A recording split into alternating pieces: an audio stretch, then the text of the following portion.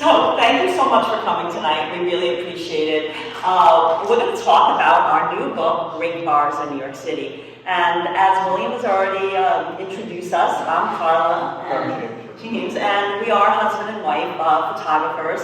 Not only do we reside together, but we work together, which is, unusual for a photography duo. And tonight we'll talk a little bit about the bars that we highlighted in our new book, and kind of like the process, and like a little bit more about our photography and why we feel that they're so important, and especially to document them. And it's right in line with the work of village preservation. Big fans of helping preserve the community and the neighborhoods. To us, it's these small mom and pop businesses, that's what we like to call them, the mom and pop stores, that really are the backbones of every neighborhood. And really our journey, James and I live in the East Village, and we began documenting these small mom and pop stores like well over 25 years ago. We created a number of books on the subject. I'm not sure if you're familiar with our work, but our most recent book is over there, Storefront, The Disappearing Face of New York. You can go to the next slide, William. There it is up on the screen. And what we did with this book was we took kind of a culmination of our 25 years of documenting them, and we put together some photos from the past, like of storefronts that are no longer with us, but also added new storefronts, I call them new, that might be businesses that have been around for a while. And we also freshened up some of the photographs of places that are still in business today, but that might have refronted or changed their facade in any way. Because the whole purpose of our documentation and our books is to help raise awareness of the importance of these small places. And when we finished our book, Storefront NYC, we said, you know what? We know what direction our next book project is going to take. We're going to focus on its bars, because to us, the neighborhood bar are Ernest Hemingway has a quote that, and I don't want to mess up the whole book, so I'm going to actually read it this time. Don't bother with churches, government buildings, oddly enough, or city squares. If you want to know about a culture, spend a night in its bars. And to us, it perfectly sums up the neighborhood bar, because it's a place that not only is like a melting pot, but a place where you can get away from your worries, your troubles, and in a place like New York City where there's a huge amount of space, but a lot of people live in small, isolating apartments. James and I live in a small, very small studio apartment, and getting out and going to a bar is it kind of be your home away from home, a place where you can escape, maybe even a workspace. Maybe meet somebody, meet your future, friends, husband, wife, companion, best friend, and also, I guess, what would you say? We always say it's a place you can go out and be alone altogether. Right, so you can enjoy your solitude, or you can enjoy, meeting and talking to people, not only fellow patrons at the bar, but the bartender, who, a lot of bartenders that we, interviewed and spoke with, they said, oh, wow, I'm just like, a therapist in a way. I hear not only the neighborhood dirt, but I hear a lot of people's, they just unleash their problems and their worries, and I feel like I'm helping them in many ways. And we said, yeah, you certainly do form that role. So when we were selecting the 30 locations, because we have a page limit, for us, if we could, we would make the book 1,000 pages and include every bar in all 5 boroughs.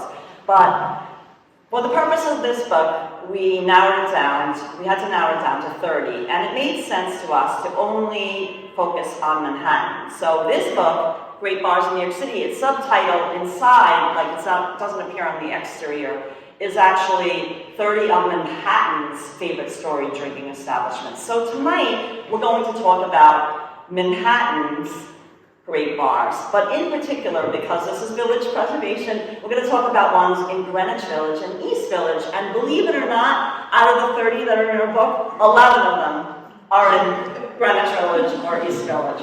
And I happen to be sporting the shirt for one of them that we'll be talking about tonight. Maybe you've never been to it. So let's get started.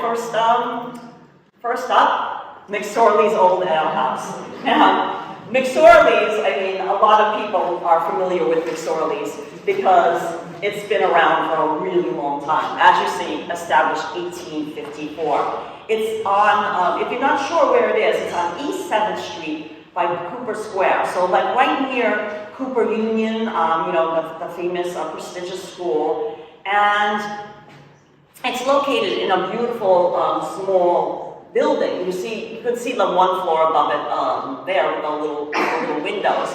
But it's a, you know, like the East Village contains, and Greenwich Village as well, many small lower buildings. East Village, this one, I think, is it 4 stories?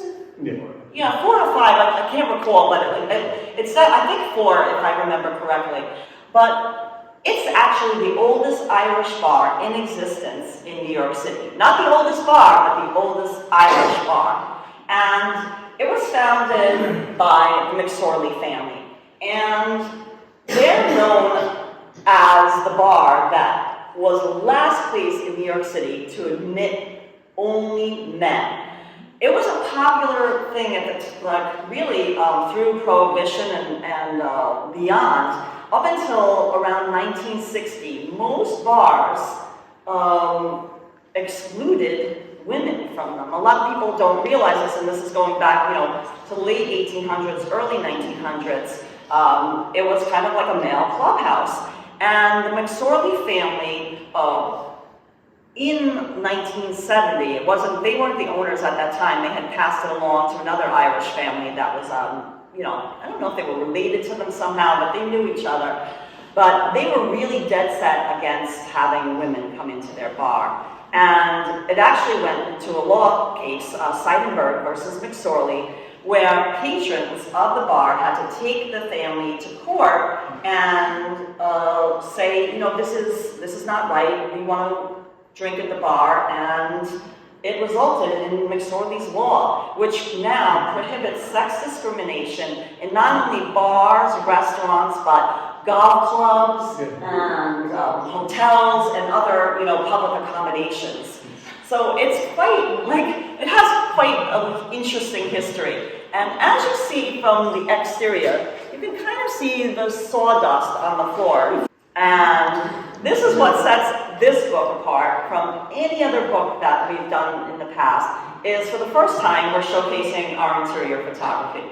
And just to give you a little background, well, William mentioned that James and I are architectural and interior photographers. So even though we were documenting these small mom and pop businesses for many, many years, going inside, speaking to the owners, and taking the photos of the interior, we never shared them with anybody. I mean, really not even on, when we started gaining a social media account and we were putting things up on Instagram. For the most part, we stopped with our exterior photography because we sort of became known for it, and it just, you know, was a familiar thread.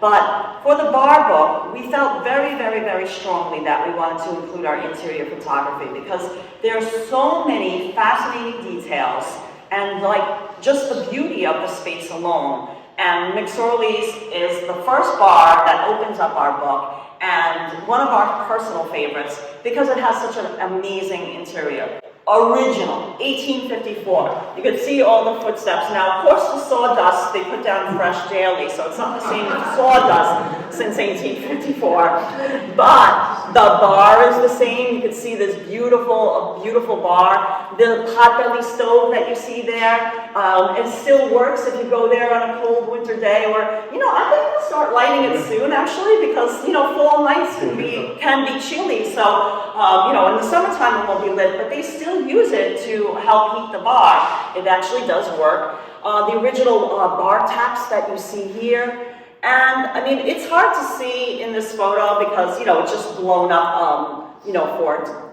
purposes of our talk tonight. But in our book, you can see all the amazing details because lining the walls are amazing, amazing photos and memorabilia, including if you see, I think you can, Wishbones.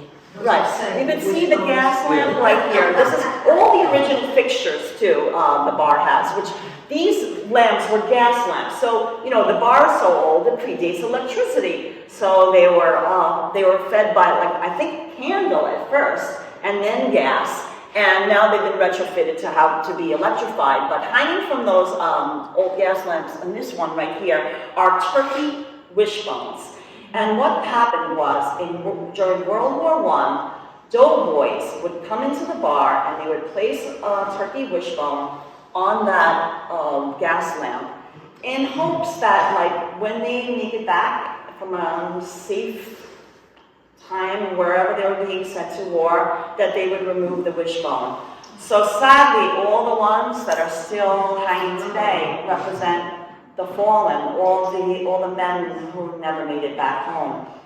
And interestingly enough, most of the photos that are in our book, because people ask us, oh, you've been documenting these for a while, these old photos. No, you're not. We purposely, for the most part, all the photos are taken in 2023 because we wanted to show you guys what the bar looks like in its current day. Even though the book now is, the pub date is 2024, we actually had to hand in all the photography to our publisher in 2023. So we said, okay, we have a short period of time, we're going to re-photograph even places that we've been to before to make sure everything was current and accurate. So in the case of the turkey wishbones, we have photos dating back to the early 2000s when they were covered in dust. And it's kind of like well known if you had been at the place that there was a lot of dust hanging, like all the little tchotchkes and things like that. And the dust was there for a reason, especially with the wishbones.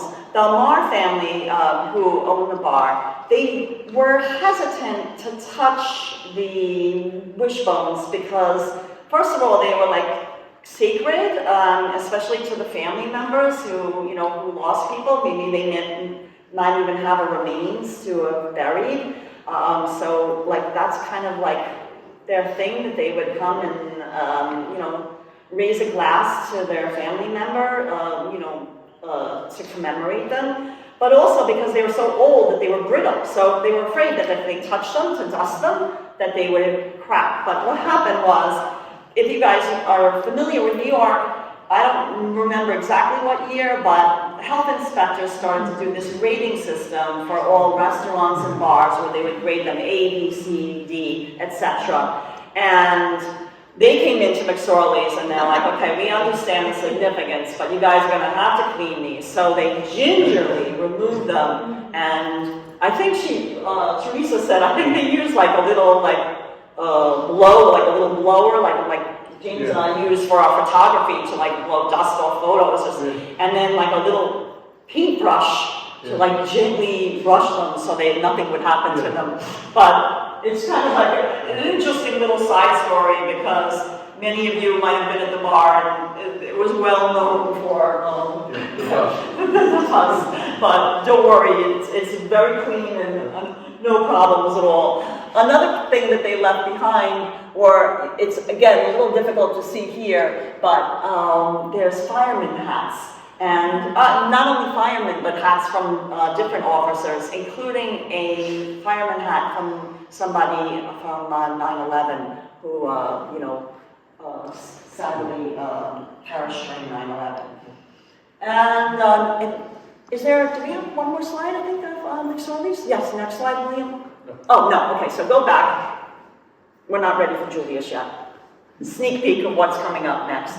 The wanted poster. Right. Yes. Talk about that. Oh, yeah. One of the things there's a real wanted poster in there looking for Lincoln's assassin. It's back over there. So there's just so many beautiful details for you to look at. And also, written, it's a little bit off the frame of this photo, but there's also the motto, be good or be gone. That's engraved in the wood here. Kind of like goes with the whole McSorley's theme. I mean, as you see, it's like stepping into the past because there's no big screen TVs. It encourages you to either, like James is saying, be alone together, but to have a friendly conversation with others.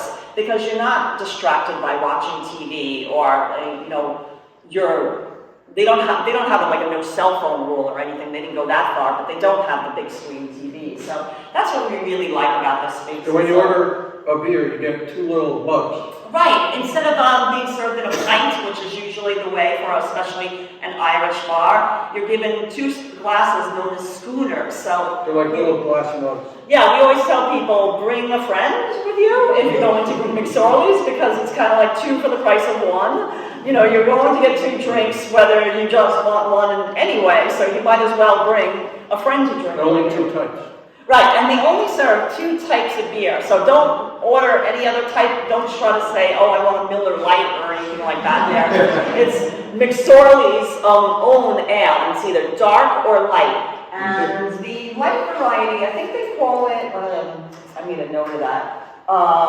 It's an Irish style malted ale, and the dark is like a heavier variety of their ale. We're going to go from the East Village to Greenwich Village, and in particular, the West Village. This is Julius, and Julius's is located on West 10th Street at the corner of Waverly Place. And a lot of you might be familiar with Stonewall Inn. Now, Stonewall is another bar. We're not going to talk about it today because we have a limited amount of time, but it is in our book. That's one of the 30 great bars that we chose to include.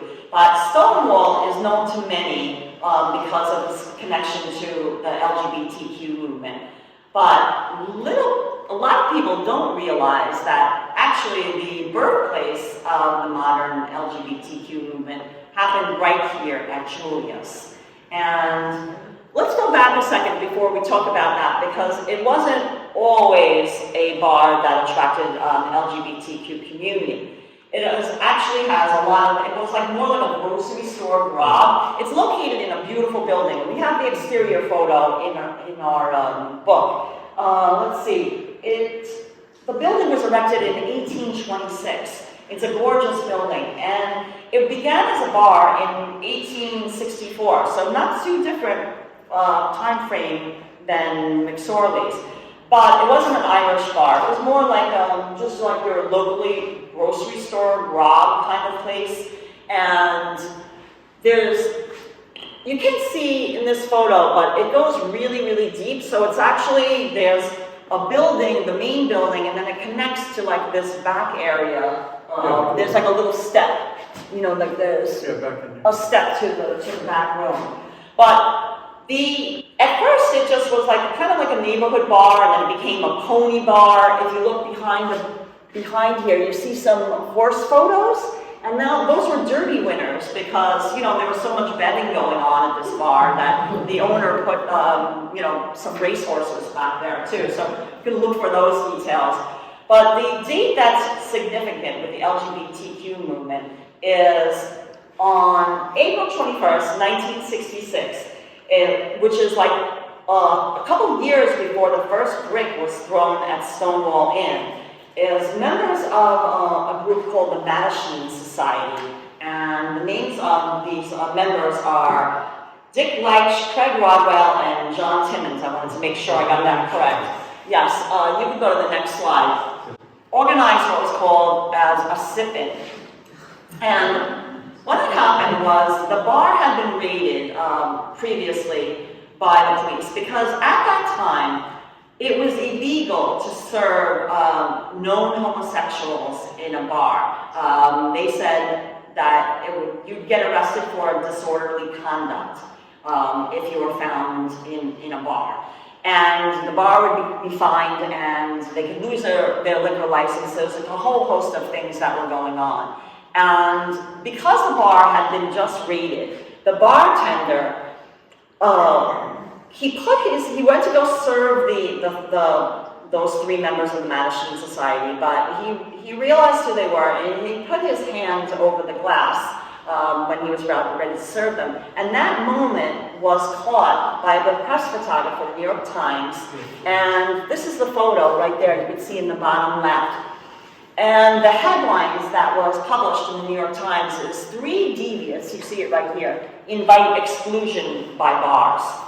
And it got a tremendous amount of press because people were outraged by it. And it like led to the LGBTQ movement, and subsequently a law being passed that that homosexuals had the right to congregate. And it was really a very pivotal moment for the community. Stonewall Inn, of course, gets a lot of press and a lot of recognition, but really this was the moment that spearheaded the whole thing. You know, the current owner, she's Helen Buford, she's such a wonderful woman. She inherited the bar from her husband. She and her husband had owned it. Sadly, he passed away. But she's just been a wonderful steward of the bar and gives so much back to the community, especially during Pride Month and during the days itself. And she holds, you know, like the Mattachine Society still comes and, you know, they do this thing like on that anniversary of that day, they'll, you know, have a little gathering. But she's just so active in the community, and she's really helped preserve. You could go back one slide to the previous one. Perfect. You could see the pride flag hanging in the back. Other details that you should look for when you go to the bar, besides that wall of photos, you know, are the bar itself. You can't see in this photo, but in another interior photo that we included, is actually propped up by beer barrels made by the Jacob Rupert Beer Company, and they're actually the same barrels that they repurposed for use for seating. So those are really like, you know, back from the 1800s. We love the wagon wheel light fixture, which was, as you see, lit by candle originally, and then now, of course, it's been electrified. But it's just an amazing, amazing bar, a welcoming space. And they taught the name Julius. Oh, right. Came from a dog. Right. The name, people say, oh, what's Julius? Was that the name of the owner? And no, it's thought that the name Julius came to be because the original owner had basset hounds named Julius. And the bar, sadly, it's not there anymore, but the bar used to have footrests made of brass of basset hounds lining the whole length of the bar. And we had photographed it many years ago because, like I said, we have been doing our interior photography for many, many years. And we have the photos of those brass footrests. However, when we went to re-photograph it in 2023, though the footrests had been removed, a couple of them broke, and I think another one or two were stolen. So Helen just took them out because it was too awkward to have some, but not all of them. And another little gem that I want to point out if you're going to go to Julius, and it's not actually too far from here, you can go after the event is over, is this little kitchen area right here. They make a nice hamburger. Delicious burger, I have to say, and very affordable. So on to the next slide. Perfect. So now we're going to Minetta Tavern. Now, Minetta Tavern isn't in the West Village. That's, I guess, really what you would say the heart of Greenwich Village. It's on the corner of Minetta Lane and McDougal Street. And it is an amazing, amazing space. We have an exterior photograph, of course, as well, but really, to us, the gem is the interior. It was established in 1937, and it was started by a man named Eddie Savieri. And he owned it for so long that they called him Eddie Minetta. And little interesting fact that people don't know, why it was called Minetta Tavern and why the streets are called Minetta, is that there's actually, it was named after the brook. There's a body of water called the Minetta Brook, which runs underneath, I think it runs southwest from 23rd Street all the way to the Hudson River. So, I don't know if you can still, if you live in one of the buildings surrounding that, if you can still hear any gurgling, in the basement level, but yeah, that's small stream. I mean, it might have been all filled in by now, but that's the genesis of the name of why that whole area, and there's like Minetta Lane, and then there's Minetta place as well, right? Where the theater is and everything like that, and that little, right, that little windy, beautiful side street. But Minetta Tavern is famous because it became a haunt for many figures in the literary and artist world, including, and I'm just going to, there's so many that I can't even memorize them all, Ernest Hemingway, Ezra Pound, E.E. Cummings, Eugene O'Neill, Dylan Thomas, and F. Scott Fitzgerald, as well as many members of the Beat Generation, artists, and a group of poets known as the Ravens. And the most famous literary figure associated with Minetta Tavern is Joe Gould. Joe Gould was such a frequent customer at Minetta Tavern, and by the way, he was often homeless, that they said that he would trade a poem for 2 martinis. I don't know how true that is, but I like the story. This view of the interior is like you walk in the door, and you're right here, and there's like a little maitre d' set up over here. And so we kind of took it by almost like the front area window, but it's showing the beautiful, beautiful original bar, and the bar back that you can see over there has leaded glass in it as well. That's all original. And another detail to look for are these tiny little, I don't know if you can see them up over here, there's little silhouettes. They're like little cutouts made by a German artist. And they're said to be like almost priceless. They're worth a lot. Close up of it. Yeah, we have detailed photographs of it in the book as well. But it's just a stunning, stunning space. Now, Eddie Sevieri, he sold the restaurant to Taka Bekavik, who was originally from Montenegro. And Taka kept the menu the same because they served Northern Italian food, and he kept the original interior. But what happened was there was a huge rent increase, and Taka couldn't afford it. I mean, I don't know the exact rent increase, but it's rumored to have been back in, 2008, is that? That's my notes, yeah. 2008 it was sold to restaurateur Keith McNally, and Taco said, like, off the record, that they were trying to raise his rent to like $50,000 a month. I'm not sure if that was the exact figure, but I mean, $50,000 a month in 2024 would be a lot of money, but in 2008, that's even more absurd.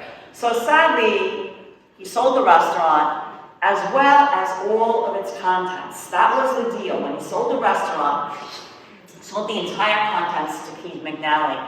And to Keith's credit, I have to say that he kept a lot of the original interior, including that artwork that I mentioned before, those little cutouts, and all these amazing, amazing portraits and caricatures that are like of the struggling artists and bohemians and many of the famous customers that have come and dined at Minetta Tavern over the years. So they line all the walls. And if you go into the next slide, this is the back booth.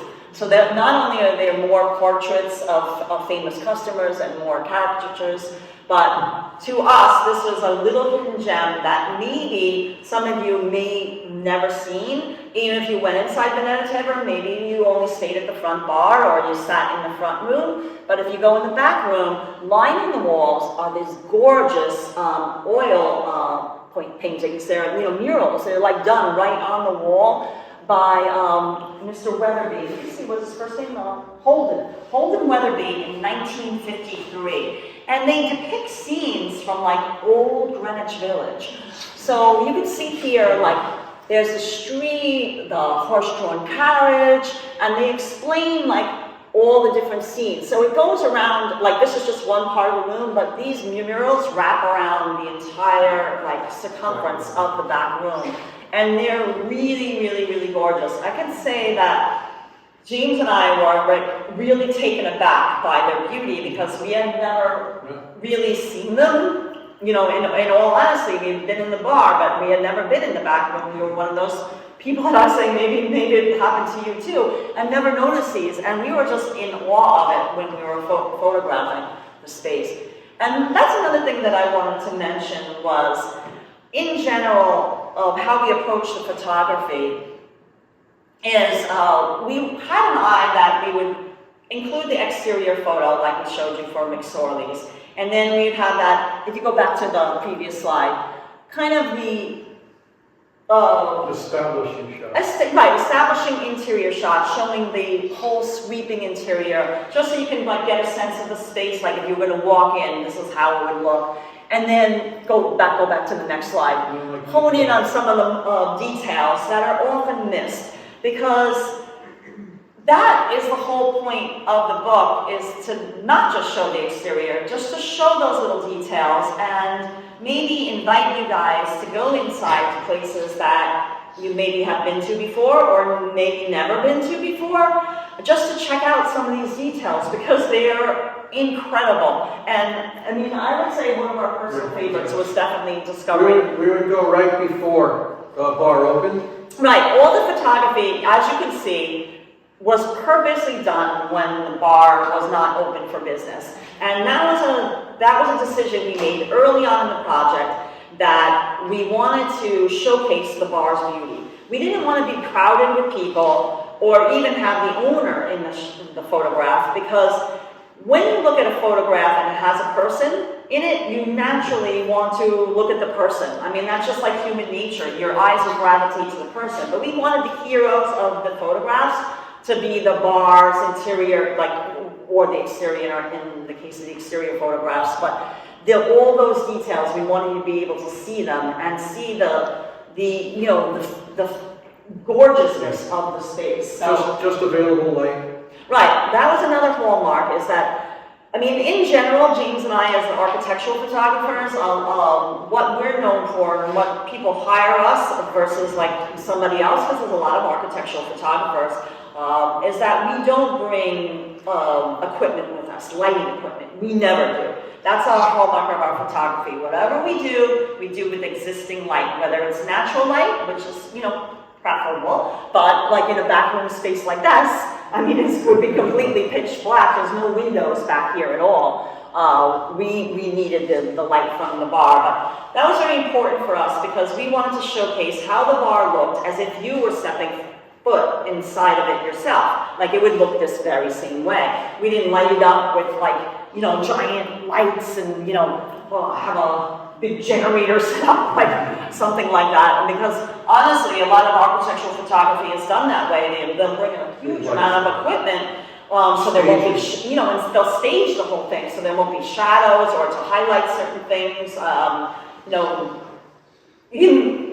going too far into the whole photography world, but there's a lot of tricks that, behind the scene things that you don't realize. 3 of the bars opened at 8 a.m. Yes! So we'd have to get there very early. Yeah, that was a surprise to us. We're like, oh good, because James and I are kind of like night people ourselves. Like we're not early, we're not known to be early risers. But 3 of the bars that are in our book were opened at 8 a.m. and we're like, oh my God, are you kidding? We have to set our alarm for 5:30 to get there in time. And believe it or not, they were shooing people away.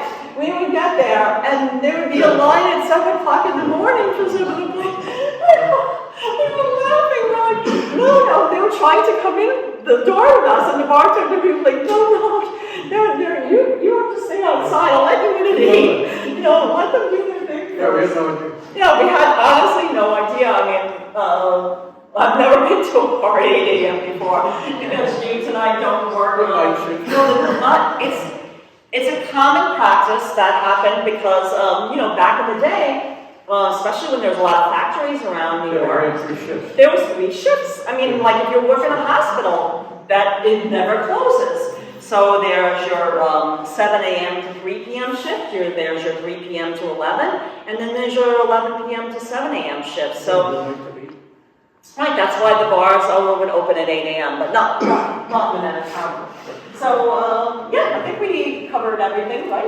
Minetta? Yep. So next one. We're going from Greenwich Village back to East Village.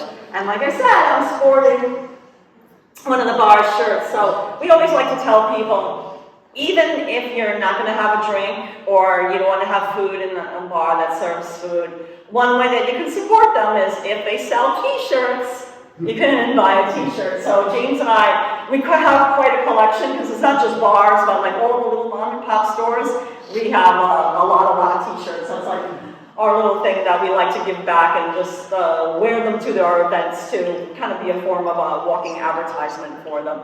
But this is 7B, otherwise known as Horseshoe Bar, otherwise known as Bazak.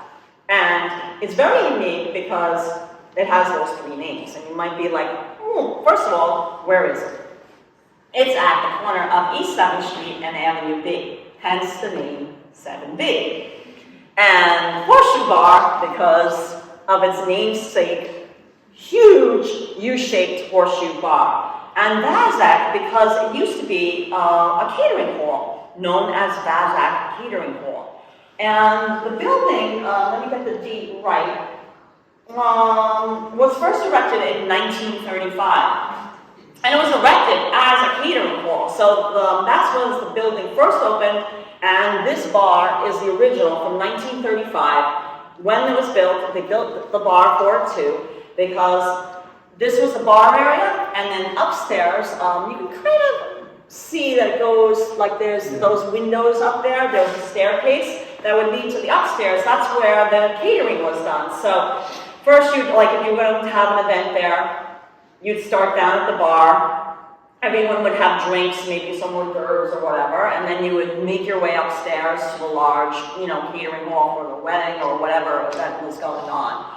And that's why it has those three names. So the current owner, which is Nicole Hudson, who took it over from her father, which took it over from her grandfather, who purchased it from the Bazak family.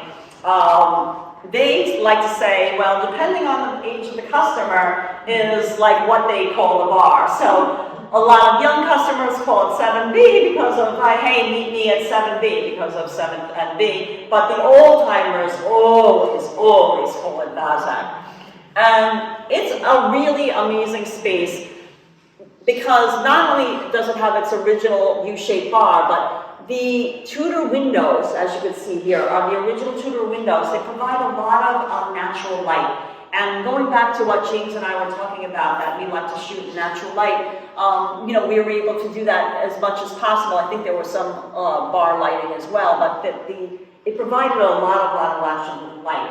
And you might recognize it because of its natural light. It's been used in countless movies and TV shows, including one of our favorites, which is The Godfather 2.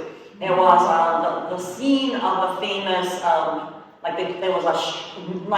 they tried to strangle, those Rosano brothers tried to strangle somebody sitting at the bar, and then they, doesn't succeed, but they run out into the street, and there's actually like a shot of the bar and down the street, looking down Avenue B that appears in The Godfather Part 2. I think that was 1973, right? And then, let me get some other little, so I get the dates right. Oh no, that was 74. In 1986, it was appeared in Crocodile Dundee, where the Australian protagonist meets a sex worker there. And in the film adaptation in 2005 of the musical Rent, it appears as the exterior for Life Cafe, which, the main characters, neighborhood one.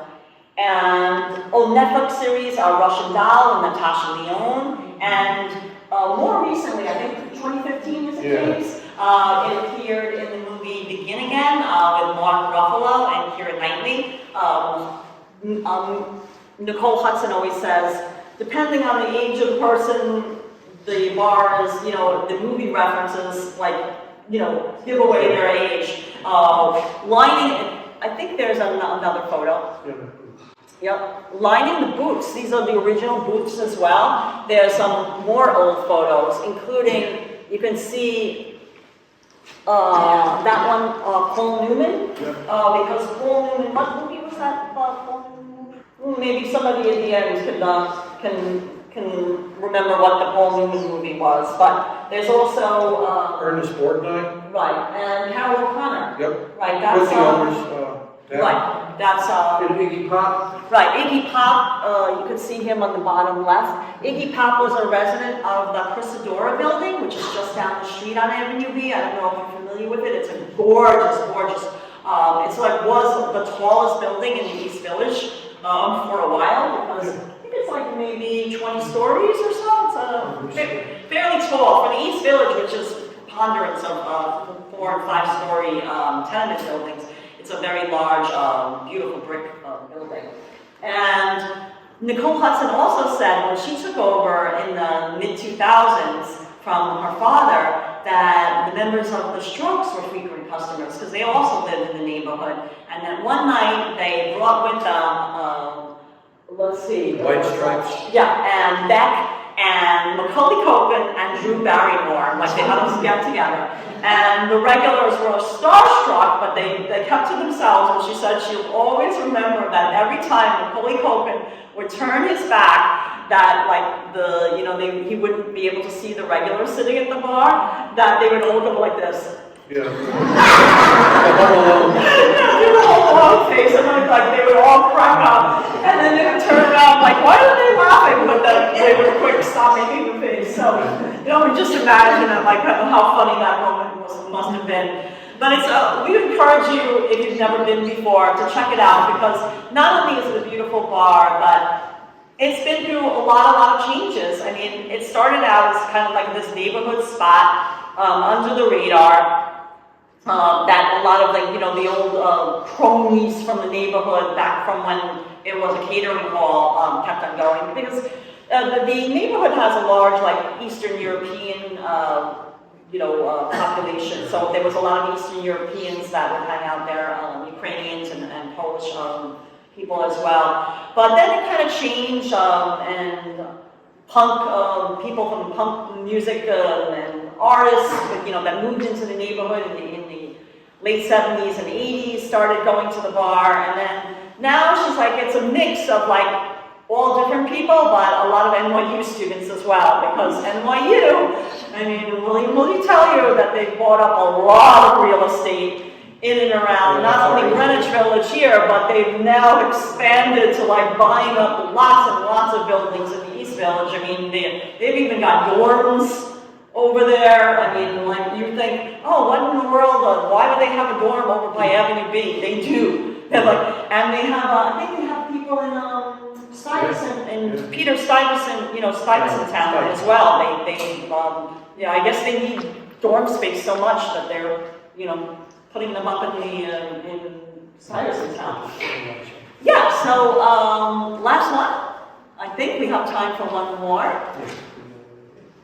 White Horse Tavern. Now, White Horse Tavern is a beautiful, beautiful historic building. It's actually housed, in case you don't know about it, it's nearby here as well, right on the corner of West 11th and Hudson Street. And it's in one of the few existing wood frame buildings that it is still in existence in New York City.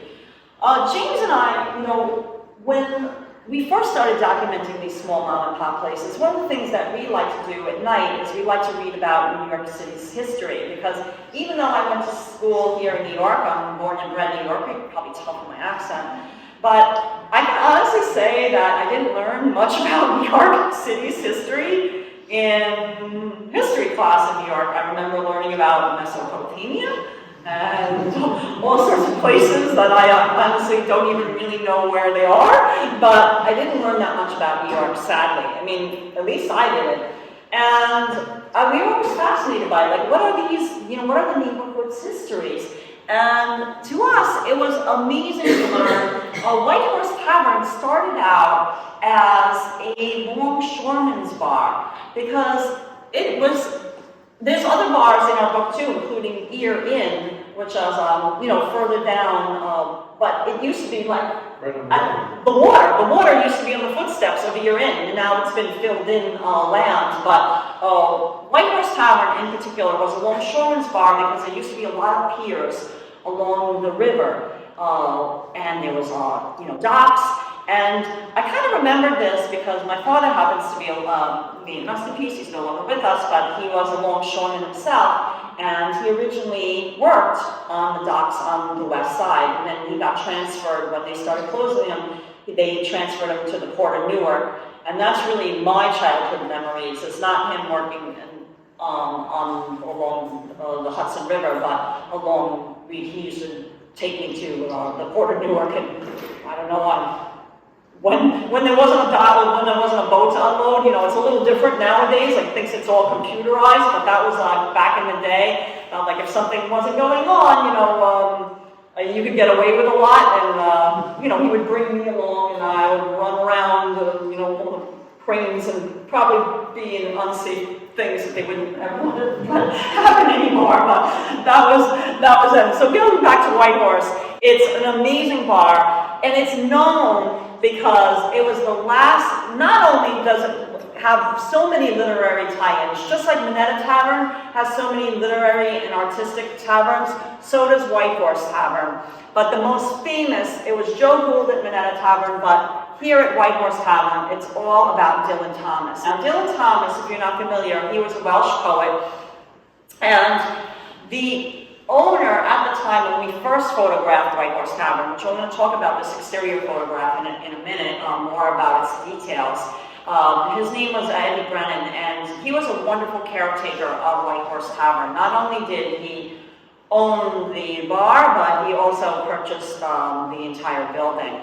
And he told us when we first spoke with him that he thought that that Dylan Thomas felt comfortable at White Horse Tavern because Dylan Thomas, coming from a Welsh background where he spent a lot of time with people that worked on the sea, and just like a working man's neighborhood. That's how he grew up. So he felt comfortable at White Horse Tavern because it kept that same vibe of a longshoreman's tavern. Eddie also, I want to point out, lovingly maintained that neon sign. A little bone of contention that we have tonight. The neon sign was, I think, definitely 1940s. I have it down, if you peek through here. 1946 is when that neon sign went up. And it's made by the Allen Sign Company, which is one of the manufacturers. So, there used to be a lot of neon sign manufacturers here in New York City. And this was one of the only existing signs from the Allen Sign Company, a very famous sign company that exists in existence. There's a little maker mark. You can't see it here, but there's a little, what they call a maker mark right underneath that says Allen Sign Company. And I think it was in the mid-2000s, maybe like it was around 2006 or 7 or 8, something like that. I can't remember the date exactly, but when we spoke with Eddie, he had recently had the sign refurbished, and he ended up spending like over $15,000 back then to have it completely fixed because it was all rusting. It's actually on cobalt blue porcelain enamel background, and then it has like this metal frame, and it was all rusting out, and the neon was no longer working. And it's very, very costly to have neon maintained. I mean, that's why you don't see a lot of neon signs around New York City anymore. Minetta Tavern is a place that has its original neon sign. Erin, that's they said bar, but then they painted it over, they blackened it out to say ear, but that's another story. That's not for tonight. But White Horse Tavern, up until recently, had the beautiful neon sign. Now, the little bone of contention that I have tonight is I'm not sure why the current owner, which is Aidan Sugarman, who took over, sadly, Eddie Brennan decided to retire. He sold the bar, and contingent on that the new owners would retain its original interior and keep, I mean, it is a landmark building. Because it is one of the few one-frame structures, it is landmarked. And I honestly don't know, and I don't know, we'll open up to Q&A in the end if anybody have heard, why they removed the neon. It is now LED. I don't know why, so maybe a couple of you can enlighten me if you know the reason, but I'm assuming it has to do with cost, because like I said, it does cost a lot to maintain a neon sign. Every time it rains and when it snows, a transformer will blow, something goes out. I mean, this happens almost all the time because we speak to a lot of the store owners, or we know this from speaking to them. They have to have a contract where they have somebody come and repair it all the time. It's very, very, very costly. To the next slide. But Dylan Thomas, going back to Dylan Thomas and why he was famous here at the bar, is he frequently drank here. And it was the last place that he drank at before he died in 1953. He said to say, I had 18 shots of whiskey, and that's a record. I mean, this is what he told a friend. Sadly, he collapsed after leaving the bar and died. He had, at the time, was staying at the Chelsea Hotel nearby, and he would often come and drink here. His portrait is hanging right here. There's a picture of him sitting at the bar. And the middle room is, we have more photos inside our book, but the middle room has been dedicated as a Dylan Thomas room in his honor, and there's other beautiful portrait of him that's painted, that's sitting on the wall. But luckily, the inside is still beautiful like it is. If you go there tonight, it will look just like this. Of course, it will be crowded with people, but the horse head fixtures are original. The bar, which is cut, I believe, from a single piece, I think it's 22 feet long. I think it's a single piece of mahogany, if I remember correctly, hand cut and polished, which is really amazing. The beveled glass mirror. And then if you go back a slide, another thing to the exterior that I wanted to point out before we take a question is these little horse motifs. This isn't just decoration. This is actually, because it dates back to 1880, this was your air conditioning for the time. These are actual louvers that open up. And when they made the bar, they said, oh, let's get a way to make it not so hot in here, and also to get some air in, because a lot of people smoked at the time. Now smoking is illegal inside bars, but they were smoking cigars, pipes, cigarettes, whatever, tobacco, I don't know. I mean, did they even have cigarettes back? Yeah. No, I mean, the homemade ones, but Oh, yeah. there was, manufactured cigarettes in the 1800s. But they tilt open. I mean, they haven't opened in years, but that's the whole, they're not just decorations. So there's a lot of details that we'd like to point out, and I mean, on and on, we could go on and on for hours talking about it, but certainly I want to thank Village Preservation for GVSHP for allowing us to show a little bit of our interior and exterior photography, talk about these wonderful gems that you can go to today, because really the whole purpose of this talk and our book is for you to go to these bars, discover them for yourself, and ensure that future generations will go to them too. Because the number one reason why places close is that they don't have the business. They need your business. That's the bottom line. Even if they own the building, it's not always the the end-all solution. I mean, taxes increase every month, maintenance, things like that. Even maintaining an old building, I'm sure, like this one, things are probably always going wrong with it, I imagine. But really, we want you to go out and discover these places for yourself, and maybe use our book as a kind of like a guide to, help you discover, more about them. So, yeah, thank you so much, guys. Does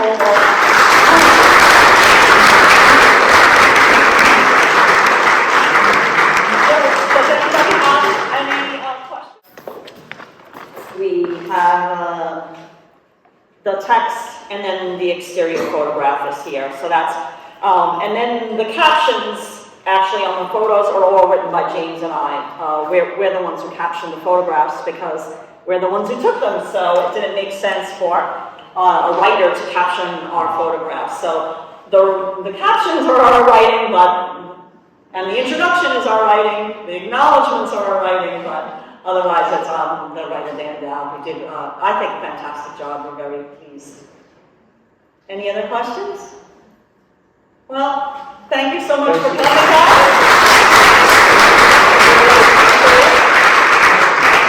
James and Karla are selling their books, so please grab a copy. They'll sign it for you if you're interested in learning.